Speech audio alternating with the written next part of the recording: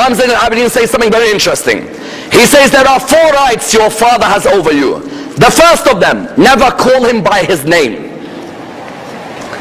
Today, wallah, I see people, sons, he calls someone, hey Muhammad. You're like, oh, who's Muhammad, your brother? He says, no, my dad.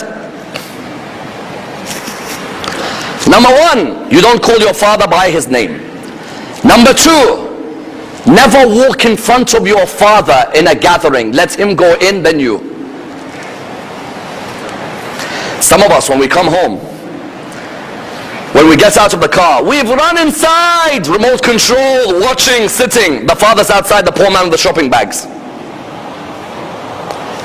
Some of us, when we come into the mosque, we're with our father together, then we walk in before him. No, Imam says your father always walks in ahead of you. Number 3, and quite beautifully, don't sit down in a gathering until your father sat down. When your father sits, then you sit.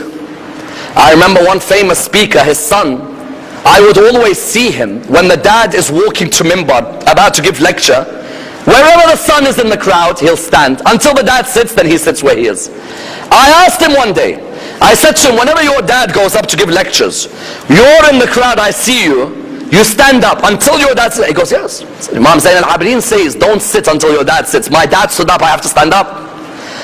When my dad then sits, only then I sit. Number 3.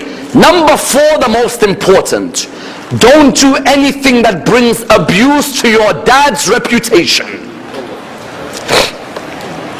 Youth in the crowd today, youth listening around the world. I know some of you enjoy the world of drugs. I know. You don't need to think that I live in a different planet to you. Look at me, you'll realize I'm in the same planet as you. I know there are some of you who are smoking the drugs without your dads knowing. And between you and your dads, you may think, between you and yourself, you may think this is right. If you're not going to stop it because it's haram, at least stop it so you don't damage dad's reputation. Because when the community sees your dad, they'll say, look at him, he comes to the mosque, his son is like this. Imam says, don't do things which bring abuse to your dad's rep. Those of you who are drinking alcohol around the Muslim world who listen to this lecture, I know you may justify it. I know you may say you're not religious at the moment. I don't care. Just don't do things that hurt your dad's rep. Your dad's worked hard to look after you in this world. I had a friend of mine in the Iraqi community. He was getting married. He said to me, would you come to the wedding? Now you know, people like myself, we're only invited to nikah. No one invites us to receptions. I don't know why. They always invite me to the boring events. I get invited to the nikah. I hear next day there's a great reception, no one ever invites me.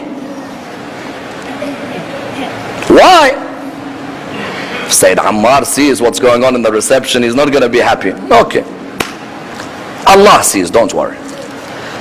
My friend came up to me and said, listen, it's my wedding, I want you to be there. I said, Habibi, you know, I don't really attend weddings at all. He said, give me a piece of advice, I beg you, just one piece. I said, you may get a lot of pressure from your friends to play music in your wedding.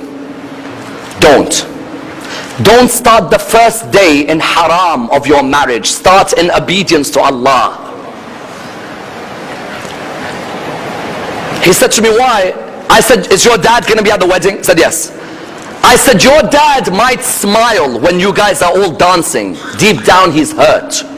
I said, can your dad invite his Maulana friends to the wedding? He said, no, he's not going to. I said, why? He said, because he knows what we're going to get up to is going to be embarrassed. I said, so don't embarrass your dad. Save his reputation. This whole wedding day is because of your dad's juhud for you. Your dad's struggles for you. You know what he said to me? He said he had the wedding. Afterwards I asked him, how was it? He said, everyone was telling me, put some music, let's dance, put some DJ, let's dance. He said, wallah, I remembered your words. I could see my dad sitting in the wedding. I said to him, no music in my wedding. No way. No way. There is not going to be any music. This is my wedding, my father. I'm not going to damage his reputation.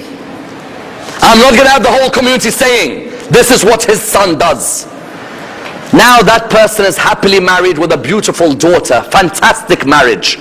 And whenever he sees me, he tells me, that day I started in halal, yes, until now I see the rewards of my marriage.